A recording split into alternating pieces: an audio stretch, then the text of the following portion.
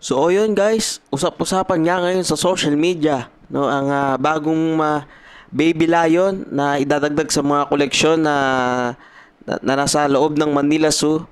Walang iba kundi ang baby lion na si Isla. Bali yun na nga, no, bali shinare kasi yung mga larawan na kung saan pinangunahan ni Mayor Hani ang pagkakaroon ng pag-a-announce ng panibagong koleksyon na hayop na idadagdag sa Manila Zoo, ang babaeng leon na si Isla. Iba't ibang reaksyon nga, no, ang mga nasabi ng netizens. Merong mga sumang-ayon at meron din namang hindi sumang-ayon, pero majority kasi ng mga reaksyon nila is hindi sila natutuwa, no? Dahil siguro ang nasa isip siguro nila may batang hayop na naman na makukulong sa Manila Zoo at habang buhay ng makukulong doon, no?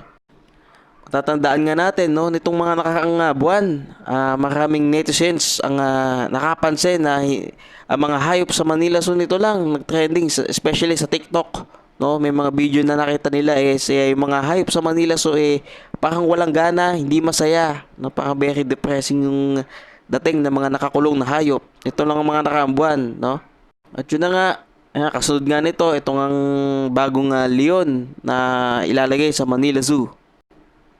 Pero for my reaction actually, okay naman kung ilalagay siya sa zoo. Siguro, dapat lang siguro, mas lakihan pa yung mga kulungan, like safari.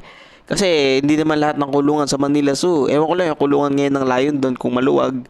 Pero nakikita ko kasi sa mga video, hindi siya kasing luwag ng parang sa safari. Yung parang sa gagawing safari park, hindi ko ganun.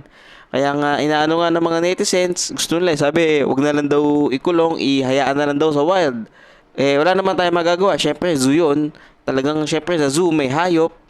No? Siguro, ang much better gawin na lang ng Manila Zoo is mas palaking pa siguro, mas paluwagin pa yung kulungan ng lions. Or hindi man ng lions, kundi na iba pang kulungan ng mga hayop.